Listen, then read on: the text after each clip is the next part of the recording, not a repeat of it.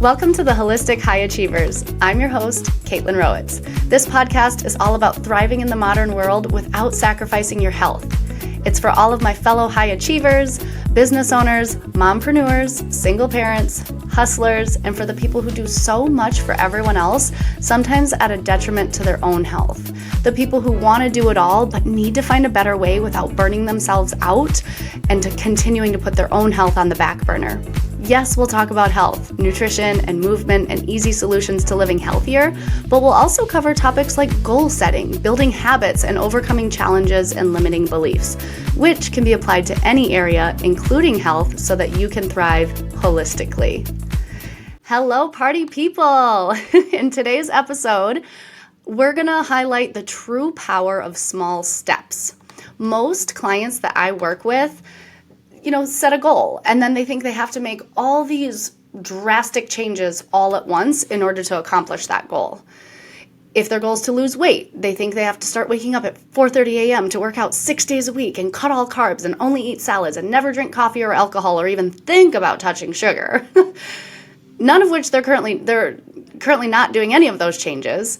And of course, I'm giving an extreme example there, but I so often hear things like, I can't lose weight because I don't want to cut out sugar, or I don't want to work out at 5 a.m., or I don't want to stop drinking alcohol, or I can't work on my side hustle because I don't have enough time, or I can't take that class because I don't have the skills, or I can't buy the new car because I don't have all the money. We tend to overcomplicate what we think what it's going to take to accomplish our big goals, or only focus on the end result, the big thing that would happen at the end, and that seems overwhelming, so we do nothing instead. And there's always solutions. We just don't always see them at first. And when you really think about it, you don't just lose 50 pounds, you lose weight 1 pound at a time, one healthy meal at a time, one workout at a time, one night of getting better sleep at a time, and then all of a sudden, you've lost 50 pounds and you have a ton more energy and you feel amazing. And it wasn't nearly as hard as you thought it was going to be. Another analogy, accomplishing a sales goal in your side hustle happens one conversation at a time, one social media post at a time, one 30-minute carved out chunk of time for you to do whatever you need to do to put into your business. And all of a sudden you have tons of content. And you made your first $1,000 in sales.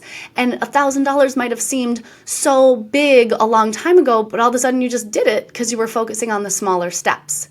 You stopped trying to do everything at once and allowed it time to build. Allowed it time to sow the seeds and let it come to fruition and build that momentum. And when we do it this way, don't get me wrong, starting is always the hardest part because it's new, it's challenging, there's a lot of moving parts. And once you have your plan and you get into a groove, it starts to just feel easier and way more doable. I like to give the analogy of like building a snowman.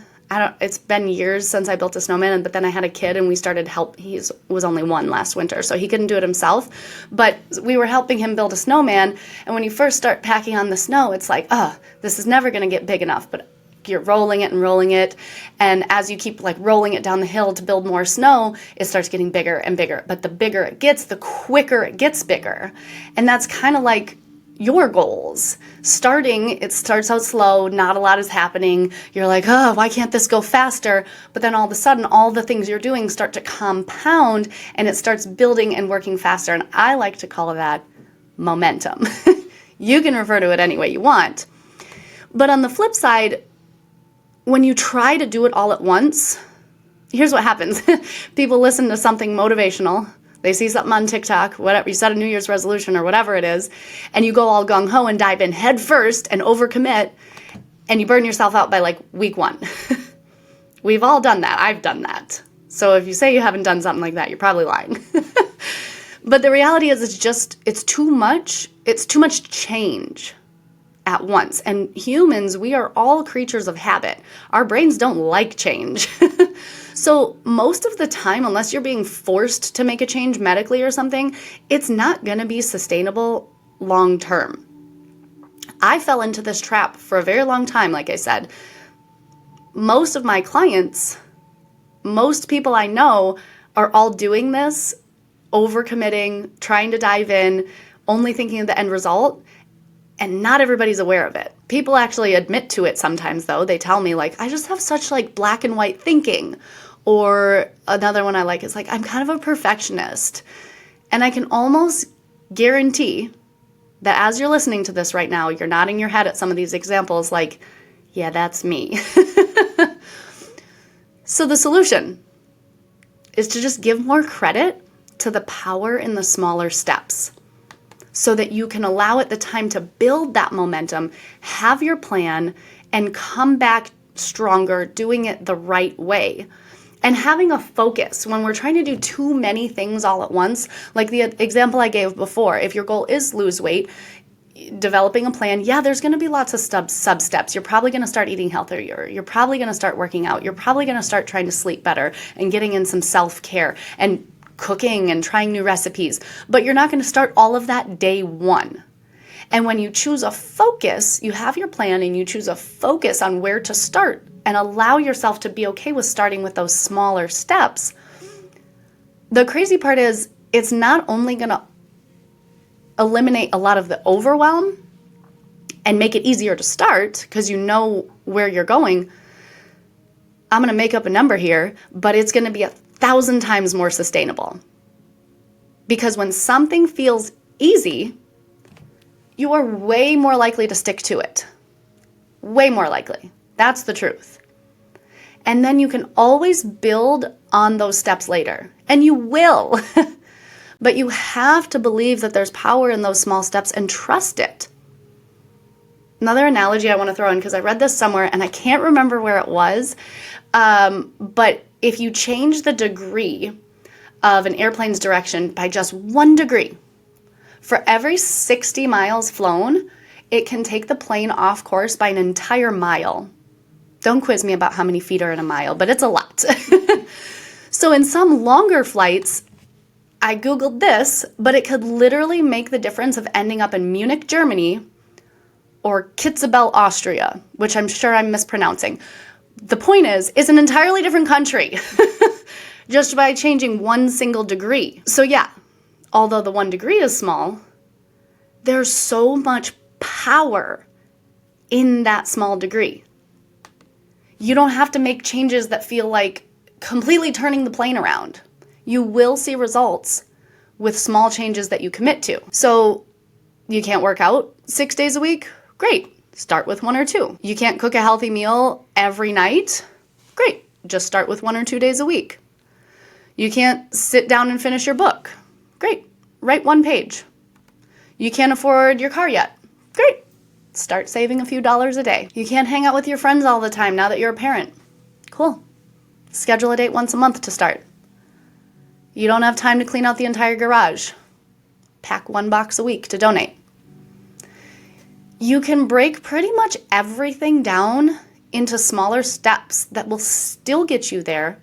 Narrow your focus on just 1 area at a time instead of trying to do 57 different things. That's too many things.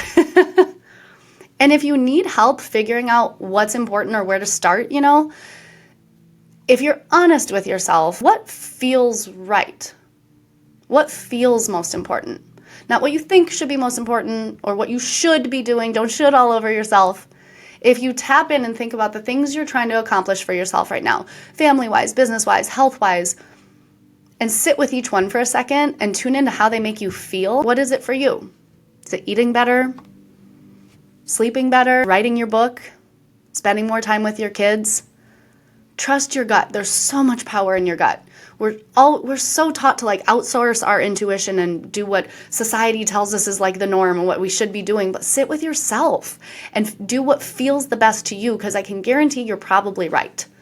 If it genuinely feels important, it probably is. But the key is you can't lie to yourself. You have to be honest. When I shared my story about postpartum, I was so focused on losing weight again. I was so focused on that. But when I really sat with myself, the most important thing was giving my body time to recover, because that's just the phase I was in.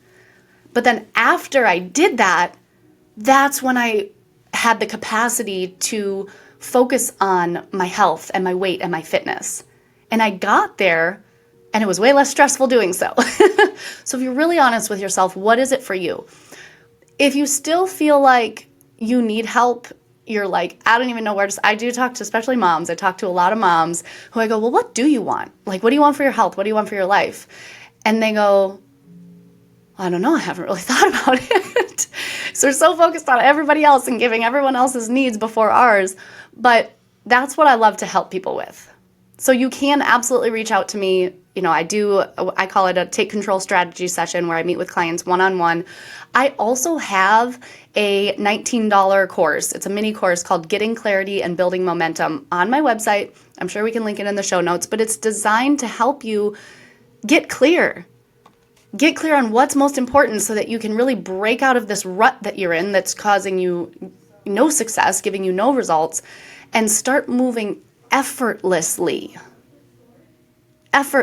in the direction you want to go to help you build the momentum that you've been waiting for. Because if you feel stuck, this should be resonating with you.